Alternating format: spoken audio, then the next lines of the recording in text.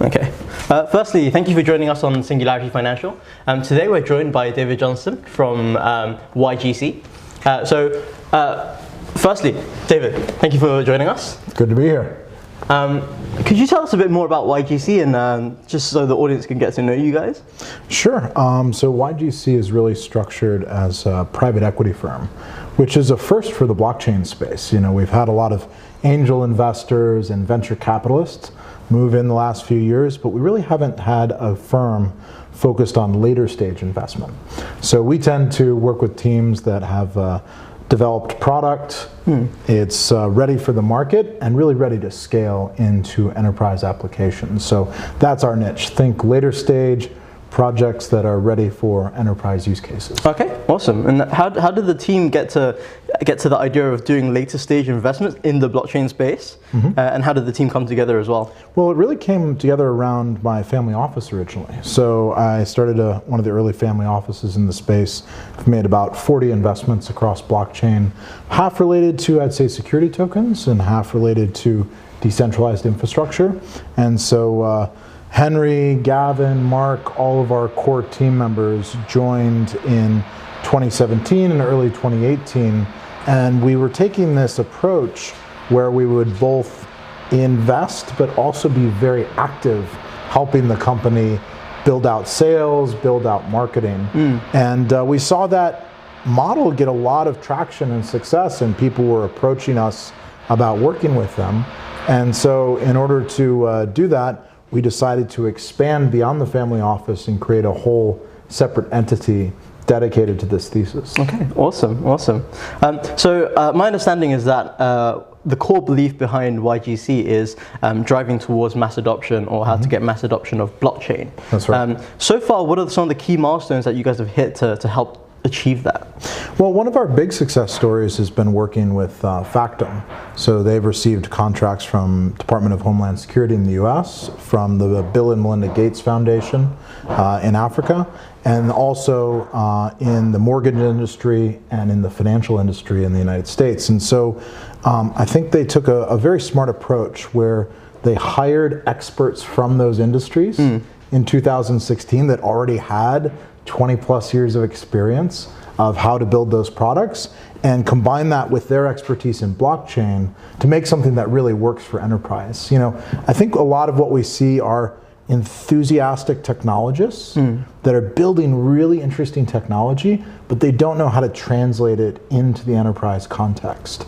And so our goal has been to hire people that are already experts in enterprise and bring them up the learning curve on blockchain.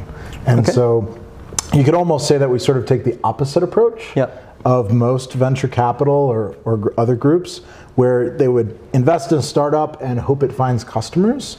We work really closely with the enterprises to find the problems first, and then plug in the company or product that can fix that solution, and we invest based on that knowledge that, okay, they have a good product market fit. Okay. So we think self-fulfilling prophecies are nice when you can create those in investment, and so that's our approach. I see.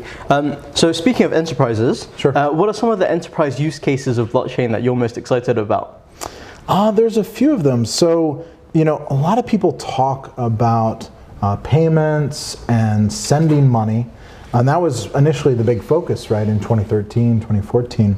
But for a long time, I've been saying that the really compelling things about blockchain are the underlying ledger and accounting system itself. And using it for things like record keeping and audits and documentation, sort of these boring back office things. Not the sexiest. Not the sexiest, but it turns out there's a lot of money in those use cases. So using the US mortgage industry as an example, before the financial crisis, they'd spend about $2,000 a mortgage, assembling all the records, doing the origination.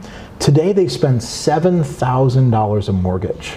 Wow. Just assembling those 500 pages of records. If you've ever done a mortgage, right, it's a giant pile of paperwork. And after they get all that investment into getting the records correct, they want to sell that mortgage on the secondary market to, you know, Goldman or PIMCO or, you know, one of the secondary buyers, and they don't trust their records.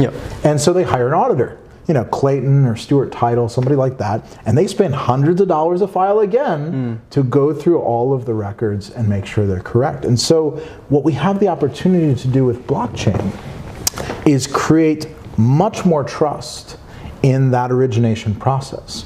Because if you were timestamping each of those documents as they were created, now you know exactly when the customer got the interest rate disclosure. You know exactly when they received the W-2 proving his income.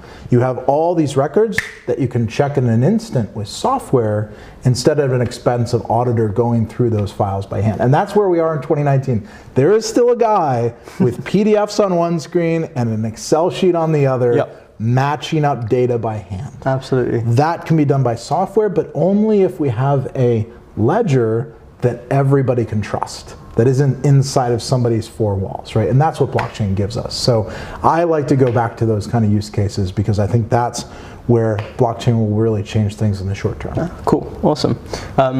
So we spoke a bit about investment earlier, but I'd like to come back to it. And could you talk us through your investment thesis and also kind of walk through your investment process as well? Sure.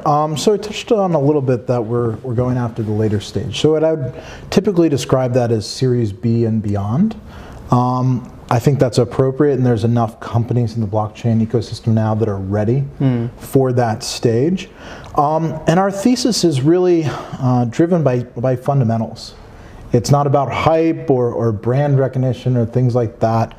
Which is a bit new in the blockchain space, isn't it? I know, how novel. We're interested in revenue and customers and the features of the software, right? I know that's very novel in blockchain, but no, really, I mean that's what it goes back to. And so working with these big enterprises, they have a set of problems that think blockchain can solve, but they don't necessarily know which technology is best and most appropriate. And so fortunately, I got involved in the Bitcoin industry in 2012. I ran the first angel group in the space and then the first venture group to do all tokens. So really got a lot of early exposure with those protocols. And so I got to know them from the ground up. And I can tell you, which platforms are best for smart contracts and which really make sense for micropayments and which are a better fit for record keeping, things like Factom. And so I like to think about the whole industry in terms of use cases. Right? If you came to my office, I've got a big list of use cases and who really has the best traction and the best feature set for every use case. And so that's what we tend to track is that real functionality that these enterprises can use. And for them, there's these huge cost savings that they can see moving from old legacy systems to blockchain systems, which are so much faster to audit and work with. My friend Paul Snow, the inventor of Factom, likes to call this blockchain as an excuse. So a lot of enterprises have sort of broken old legacy systems. They're looking to replace anyway. And blockchain really provides, okay, here's a whole new level of functionality. This is the trigger. This is the reason we should upgrade it. And so I think that can be very compelling. Okay. And so hypothetically, if I were a startup that already has a bit of traction in the market, I'm post revenue, and I have a great use case for enterprises, how would YGC be able to help in that process? So we really have the ability to say, okay, show us your features, show us what it's really capable of, and let's go and match that to the appropriate enterprises in the space. Because where we are in the market right now is the enterprises still have the vast majority of the transaction volume and the customers, right? The ecosystem is growing very quickly. And there's 70 million people with a crypto wallet today. And it looks like we're on track to cross 1 billion in the next few years with Facebook and Telegram and people all will these have digital wallets without them even knowing, right?